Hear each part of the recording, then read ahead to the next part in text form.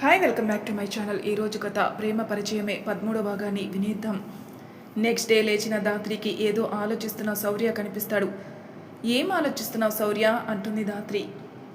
ఏం చెప్పను, ఒకే కళ పదే పదే నా కళ్ళ ముందుకు ఎందుకు వస్తుందో అర్థం కావట్లేదు. ఒకరోజంటే ఊరుకోవచ్చు, ప్రతిరోజు అదే కళ రావటం. ఏం చెప్పను ధాత్రి, దేవుణ్ణి నమ్మని నీకు ఇవి చెప్తే నమ్ముతావా అనుకుని ఏదో కేసులే అంటూ అక్కడి నుంచి వెళ్ళిపోతాడు. నెక్స్ట్ డే మాధవి గారి గురించి తెలుసుకుంటూ కాలం గడిపేస్తుంది. ఆ నెక్స్ట్ డే జాబ్లో జాయిన్ అవుతానని వెళ్ళిపోయి హర్షాని కలుస్తుంది. హర్ష డల్లుగాను చూసి ఏమైంది హర్ష అంటుంది. నీకు పెళ్ళయిందా అంటాడు నమ్మలేనట్టు హర్ష. ధాత్రి నవ్వుతూ హా, నా హస్బెండ్ ఉంటాడు చూడు, కాశ్మీర్ యాపిల్లా ఆ బాడీ ఉంటుంది చూడు, ఒక ధీరుడిలా అని లోపల నవ్వుకుంటూ బయటికి అలా చెప్తుంది. నాకన్నా బాగుంటాడా అంటాడు హర్ష. అంటూ తలూపుతుంది ధాత్రి. నిజమా, ఫోటో చూపించు అంటాడు హర్ష. వద్దులే, లైవ్లో చూపిస్తా అంటూ శౌర్యకి కాల్ చేస్తుంది ధాత్రి. శౌర్య డీల్ చేసే కేసు గురించి ఎక్స్ప్లెయిన్ చేస్తున్నప్పుడు ధాత్రి కాల్ వస్తుంది. శౌర్య 3 seconds అని పక్కకొచ్చి కాల్ లిఫ్ట్ చేసి ఏంటి ధాత్రి అంటాడు. హాయ్ బేబీ, హౌ క్యూట్ అంటుంది ధాత్రి. శౌర్య ధాత్రి మాటలకి ఫ్రీజ్ అయి అలా తన ఎక్స్ప్రెషన్స్ని చూస్తాడు వింతగా. నీతో కొంచెం మాట్లాడాలి బేబీ, టైం ఇస్తావా అంటుంది ధాత్రి. శౌర్య తల అడ్డంగా నిలువుగా ఎటు ఊపాలో అర్థం కాకుండా ఊపుతాడు. ధాత్రి నవ్వుతూ హర్షాన్ని చూపిస్తూ నిన్ను చూడాలని నా ఫ్రెండ్ అడిగాడు బేబీ, అందుకే అంటుంది. శౌర్యకి దానితో సీన్ మొత్తం అర్థమై ఓహో అని హాయ్ అంటాడు అతన్ని చూస్తూ. హర్ష ఏడుపు మొహం పెట్టి నవ్వలేక ఏదో చిన్న స్మైల్తో హాయ్ అంటాడు. ఇతను హర్ష, మా కాలేజే అంటుంది ధాత్రి. తన నేమ్ శౌర్య, నా హస్బెండ్, అండ్ అతను ఒక సిబిఐ ఆఫీసర్ అంటాడు అంటూ హర్షకి పరిచయం చేస్తుంది. హర్ష సిబిఐ ఆఫీసరా అని షాక్ అయి అక్కడే కూర్చుని పోతాడు. ఏమైంది అంటాడు శౌర్య. వాడికో ఫోబియాలే, నువ్వు పట్టించుకోకు, బాయ్ అనేసి కాల్ కట్ చేస్తుంది ధాత్రి. ఓ మై గాడ్, మీటింగ్ అంటూ వచ్చి వాళ్ళకి సారీ చెప్పి ప్లాన్ చెప్తాడు శౌర్య. ధాత్రి హర్ష భుజంపై తట్టి ఏమైంది అని అడుగుతుంది. అతను ఆఫీసరా అంటాడు హర్ష. అయితే ఏంటి, నేను కాదు కదా, ఇలా ఎందుకు ముడుచుకుపోయావు అంటుంది ధాత్రి. హర్ష నార్మల్గా కూర్చుని నేను నిన్ను సీరియస్గా లవ్ చేశాను ధాత్రి, నాకు పెళ్ళైపోయింది, నేను ప్రేమిస్తే శౌర్యానే ప్రేమిస్తా అంటుంది ధాత్రి. నీ క్యారెక్టర్ ఉంటుంది చూడు, అందుకే నువ్వంటే పిచ్చి. సారీ, బట్ ఫ్రెండ్ అండ్ హెల్పర్గా అయితే నీతో ఉండొచ్చు కదా అని అడుగుతాడు హర్ష. షూర్, సరే నా క్యాబిన్ చూపించు అంటుంది ధాత్రి. సరే పద అంటూ తన క్యాబిన్ చూపిస్తాడు హర్ష. ధాత్రి హ్యాపీగా ప్రెగ్నెంట్ లేడీస్ని ట్రీట్ చేస్తూ ఉంటుంది. ఆ నైట్ ఇంటికి వచ్చాక శౌర్యతో ధాత్రి హర్ష ఉన్నాడని కాస్త ఓవర్గా మాట్లాడాను, మనసులో పెట్టుకోకు అంటుంది. శౌర్య తలూపుతూ మనసులో దాగిన మాటల్ని మనసులో పెట్టుకోకు అంటే ఏం చెయ్యాలి? ధాత్రి శౌర్యాల అల్లరితో వాళ్ళ వర్క్స్తో డేస్ పాస్ అయి సాటర్డే వస్తుంది. ఆ రోజు ధాత్రి, సుధా తన ఫ్రెండ్స్ ఇంకొంతమంది ఒక షాపింగ్ మాల్లో కలుద్దాం అనుకుంటారు.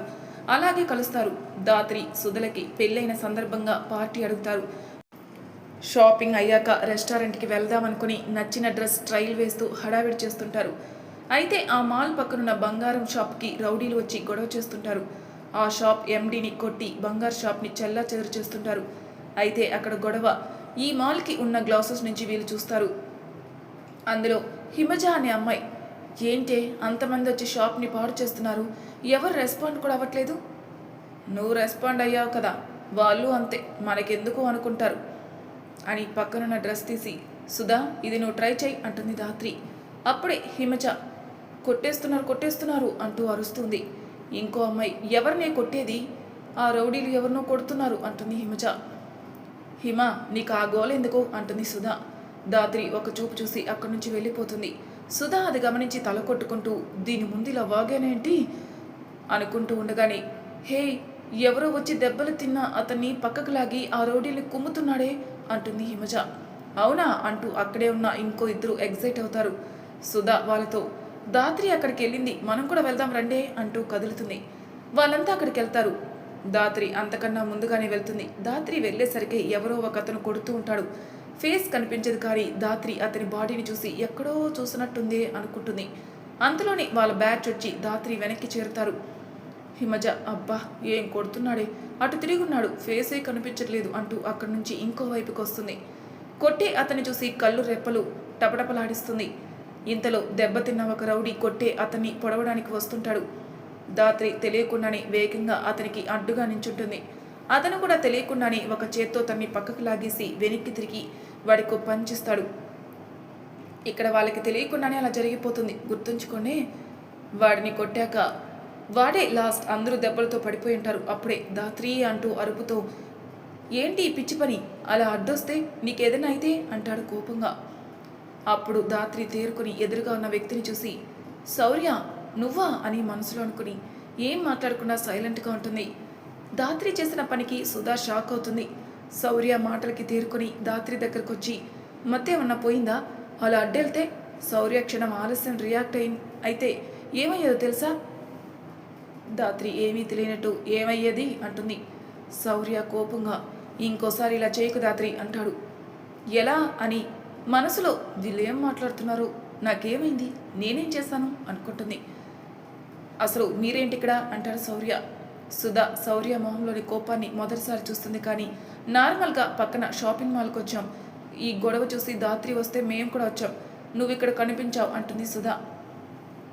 హిమజ వీళ్ళ దగ్గరకు వచ్చి క్వశ్చన్ మార్క్ ఫేస్ పెట్టి సుధా అసలు ఎవరితను? దాత్రి హస్బెండ్ అంటుంది సుధా. అవునా, you are so lucky Dhatri అని ఎగ్జైట్ అవుతుంది హిమజ. నువ్వు ఆగు, అసలు నువ్వేంటి ఈ గొడవలో? శౌర్య అడిచాడు కదా, అందుకే ఈవిడ కూడా అరుస్తుంది అంటుంది. ఒక పిల్లోడొచ్చి వదినా అన్నని నేనే పిలుచుకొచ్చాను, ఈ సేట్ని వీళ్ళు ఈ షాప్ కోసం బెదిరించి కొట్టడం చూశాను, అందుకే అన్నని రమ్మన్నా. నువ్వెవర్రా అంటుంది దాత్రి. వాడు ధీమాగా నేనొక అండర్ కవర్ ఏజెంట్ని. దాత్రి షాక్ అయిపోయి చూస్తుంటే శౌర్య నవ్వుతూ వాళ్ళ నాన్న మా పై ఆఫీసర్, మాతో వర్క్ చేసి అనుకోకుండా చనిపోయారు. వాడు పుట్టినప్పుడే వాళ్ళ అమ్మ చనిపోయింది, అందుకే వాడిని మా చీఫ్ పెంచుకుంటున్నారు. ఇక వీడు ఏం ఆర్డర్ వేసినా మేము ఫాలో అవుతాం, అంతే కదా చోటు? హా అవునన్నా, కానీ ఎలా ఉంటున్నావు ఈమెతో, గయ్యాల్లా ఉంది, నువ్వేమో స్మూత్గా ఉన్నావు. ఆ మాటలకి శౌర్య ఏం చేద్దాం అంటాడు నవ్వుతూ. ఇప్పటి వరకు వాడిపై కన్సర్న్తో చూస్తుంది దాత్రి. కానీ వాడి మాటలు విని నవ్వుతూ మోకాలపై కూర్చుని ఎవరి దగ్గరైనా తెగేసినట్టు మాట్లాడడం నాకు అలవాటు, నీకు అదే అలవాటు అనుకుంటా అంటుంది. వాడు నవ్వుతూ చూస్తాడు. దాత్రి వాడి హెయిర్ని సరిచేసి నాతో రా అంటుంది. శౌర్య కూడా వెళ్ళు అంటాడు. చోటు సరే అని దాత్రి చేయి పట్టుకుంటాడు. దాత్రి వాడిని తీసుకుని తన ఫ్రెండ్స్తో కలిసి మాల్కి తీసుకుని వెళ్ళి వాడికి నచ్చిన సెట్ అయ్యే డ్రెస్సెస్ని తీసుకుంటుంది. శౌర్య బయట వెయిట్ చేస్తుంటాడు. వీళ్ళు మళ్ళీ మాట్లాడుకుంటూ షాపింగ్ చేస్తుంటారు. అది అయి బయటకు వచ్చేసరికి శౌర్య ఎదురుగా కనిపిస్తాడు. శౌర్యతో వాడిని పంపిస్తూ అప్పుడప్పుడు శౌర్యతో కలిసి మా ఇంటికి రా చోటు అంటుంది.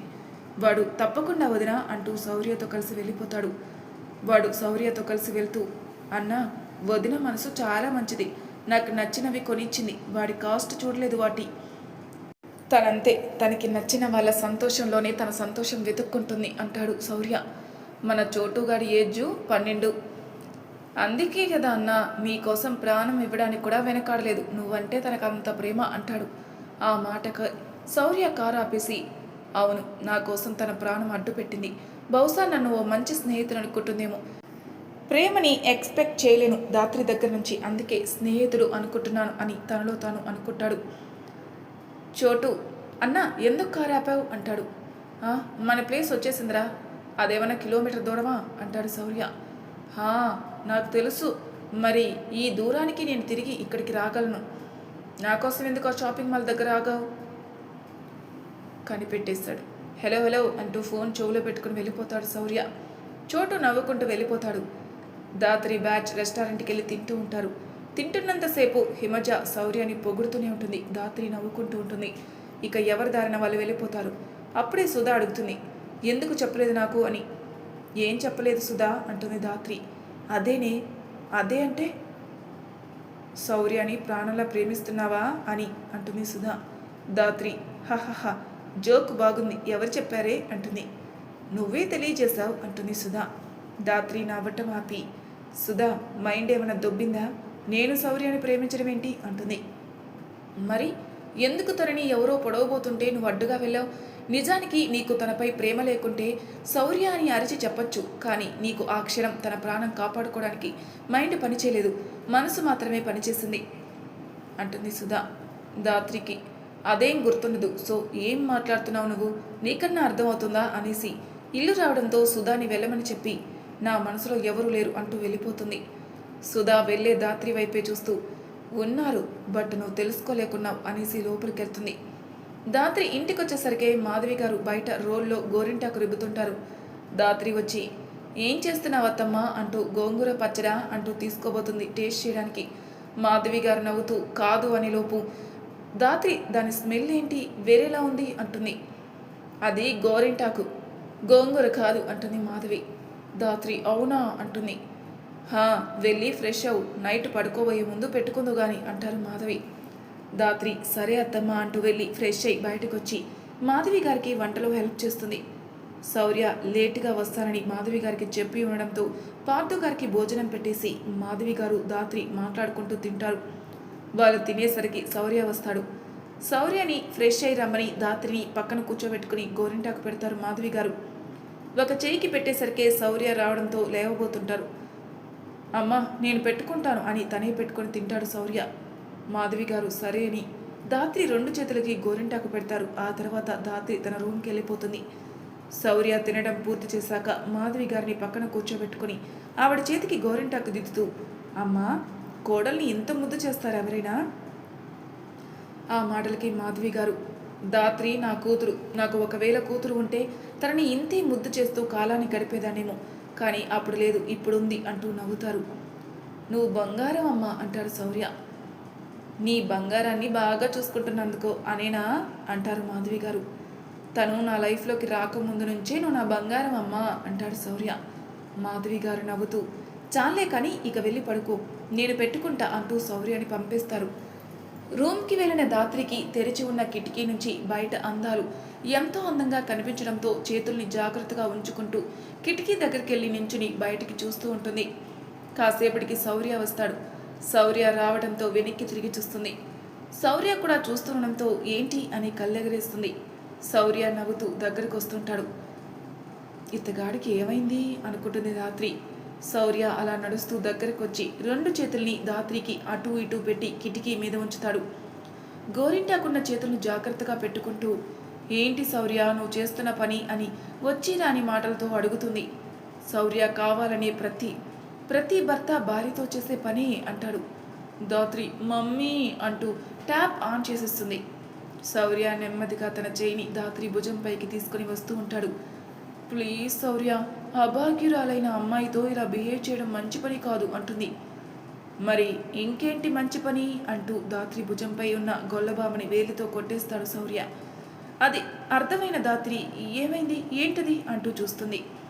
గొల్లబామలే, కిటికీ తెరవకు, చెట్ల వల్ల ఏవో ఒకటి వస్తూ ఉంటాయి అంటూ దాత్రిని పక్కన నించోబెట్టి కిటికీ వేస్తాడు శౌర్య. అంటే దాన్ని తీయడానికే వచ్చి ఇంత ఓవరాక్షన్ చేసావా అంటాడు అని అడుగుతుంది దాత్రి. శౌర్య నవ్వుతూ తలూపి బెడ్ ఎక్కేస్తాడు. దాత్రి ఉఫ్ అంటూ తన పక్కకి చేరి నిద్రపోతుంది. ఏమండోయ్ గుర్తుపెట్టుకోండి, శౌర్యకి ప్రతిరోజు ఆ కళ వస్తుంది నిద్రలో. నేను చెప్పినా చెప్పకున్నా గుర్తుంచుకోండి.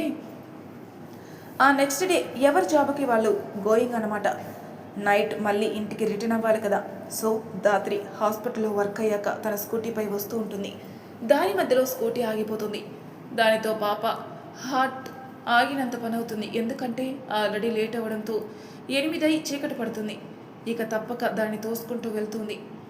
అయితే ముందు తాగేసిన బ్యాచ్ ఉంది, తాగకుండా ఉన్న బ్యాచే ఒక 5గురు. వాళ్ళు దాత్రిని చూసి తన వెనకే వెళ్తుంటారు. తన వెనక ఎవరో వస్తున్నారని అర్థమైన దాత్రి భయపడకుండా ఎవరూ తిరగకుండా ఉన్న వైపు వెళ్లాల్సి వచ్చినా వెనకడుగు వేయక అట్టే పోతుంది. వాళ్ళు నవ్వుకుంటూ దాత్రి వెనకే వెళ్తారు. దాత్రి సడన్గా స్కూటీ ఆపి కీ తన చేతిలోకి తీసుకుని చున్ని ఒకవైపు కట్టుకుని వాళ్ళ వైపుకు తిరుగుతుంది. వాళ్ళు అర్థం కానట్టు చూస్తూ కొడుతుందా అనుకుంటూ భయంగా ఉన్న అలానే నించుంటారు. దాత్రి ఒక్కసారి వాళ్ళని గమనిస్తుంది. దానితో ముందు ఒక 15 నిమిషాలు మాట్లాడుకుందామా అని అడుగుతుంది. వాళ్ళకి కొత్త అవడంతో ఏం మాట్లాడుతుంది, భయపెట్టాల్సింది మనమా తన అని వాళ్ళలో వాళ్ళు అనుకుంటున్నారు. హలో మిమ్మల్ని అంటుంది దాత్రి. ఇక్కడికి రండి అంటూ అక్కడే కింద కూర్చుంటుంది. వాళ్ళు కూడా వెళ్ళి కూర్చుంటారు. మీరెవరో నాకు తెలీదు, నేనెవరో మీకు తెలీదు. నా ఫిగర్ నచ్చి నన్ను ఆవురావురమని నమ్మలేద్దామని వచ్చారు అవునా? వాళ్ళు తెల్లమొహం వేసుకొని చూస్తున్నారు. అయ్యో చెప్పండి, భయపడకండి, షేర్ యువర్ ఫీలింగ్స్ అంటుంది ధాత్రి. అందులో ఒకడు అవునండి అంటాడు. నాకు అర్థమైంది. సరే, మీరు నన్ను నా జీవితాన్ని నాశనం చేశారే అనుకుందాం. వాళ్ళు వింతగా చూడడంతో ఫర్ సపోజ్ అనుకుందాం అంటుంది. వాళ్ళు కూడా తలూపుతారు. అప్పుడు నా భర్త సిబిఐ ఆఫీసర్ తనదైన రీతిలో ఎంక్వైరీ చేస్తాడు, మిమ్మల్ని ఖచ్చితంగా పట్టుకుంటాడు. ఇక తన ట్రీట్మెంట్ ఎలా ఉంటుందో నాకు తెలీదు, బట్ మిమ్మల్ని కోర్టులో సబ్మిట్ చేస్తే యావజ్జీవ కారాగార శిక్ష కానీ ఉరి శిక్ష కానీ మీకోసం మంజూరవుతుంది. అవి విన్న వాళ్ళలో 2 గుటకలు మింగుతారు. మీకంటూ ఫ్యామిలీస్ ఉన్నాయి అనుకుంటాగా వాళ్ళు మిమ్మల్ని చీకొడతారు. సరే, యావజ్జీవ కారాగార శిక్ష వేస్తే మీ వయసు అయ్యే టైంకి బయటికి వెళ్తారు. ఒకవేళ ఉరి శిక్ష వేస్తే ఈయనున్నారు కదా, అదే మన రాష్ట్రపతి గారు, ఏదో వాళ్ళ పక్కింటి ఆయన అన్నట్టు చెప్పేసింది కదా ఈ ధాత్రి, ఆయన దగ్గర క్షమాభిక్ష కోరితే మళ్ళీ యావజ్జీవ కారాగార శిక్ష. ఇక కొన్నాళ్ళకి బయటకు వస్తారు. మీ ఇంట్లో వాళ్ళే మిమ్మల్ని శత్రువులుగా చూస్తారు, అసహ్యించుకుంటారు.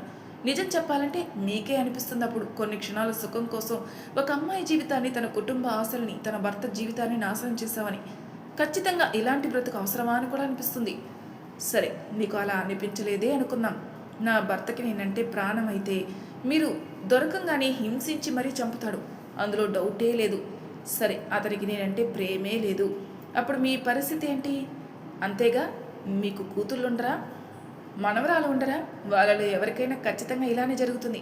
లేకుంటే మీరే ఇంకో జన్మలో అమ్మాయిలా పుట్టి ఎవరి చేతిలో అయినా నలిగిపోవచ్చు. ఇది కర్మఫలం, దాని నుంచి తప్పించుకోలేరు. ఒక్కడు చెప్తాను లాస్ట్గా, 10 మంది సంతోషపడే పని చేయకున్నా మిమ్మల్ని మీరు సంతోషంగా ఉంచే పని చేసుకోండి. ఒకరిని బాధ పెడితే ఆ బాధ మనకి తెలుస్తుంది, అదే కర్మఫలం. గతం అనేది ప్రస్తుతాన్ని అందంగా మార్చాలే కానీ ప్రస్తుతాన్ని లేకుండా మింగేయకూడదు. మీరు ఇలాంటి పని చేస్తే మీకు ఈరోజు సంతోషం ఉండొచ్చు, కానీ రేపటి నుంచి భయం మాత్రమే ఉంటుంది, ఏ క్షణం ఏం జరుగుతుందా అని. ఇప్పుడు కూడా నా వెనకే వస్తారా అంటూ లేస్తుంది. వాళ్ళంతా కూడా కాసేపు ఆలోచిస్తుంటారు. కాసేపటికి లేచి, వస్తామమ్మా, మీ ఇంట్లో క్షేమంగా దింపటానికి అని నవ్వుతూ చూసి, ఈ స్కూటీ మాకు ఇవ్వమ్మా అంటూ తీసుకుని నడిపిస్తూ ఆ చీకట్లో ధాత్రికి తోడుగా వస్తుంటారు. ధాత్రి నార్మల్గా మాట్లాడుతున్న వాళ్ళతో ఆ మాటలతో వాళ్ళకి అలుపు లేకుండా చేస్తుంది. మరి తర్వాయి భాగంలో ఏం జరుగుతుందనే ఎపిసోడ్లో తెలుసుకుందాం. అంతవరకు నా ఛానల్ సబ్స్క్రైబ్ చేయని వాళ్ళు ప్లీజ్ సబ్స్క్రైబ్ చేసుకోండి, లైక్ చేసి షేర్ చేయండి, మీ అభిప్రాయాలు నాకు కామెంట్ రూపంలో తెలియజేయండి. Thank you for listening.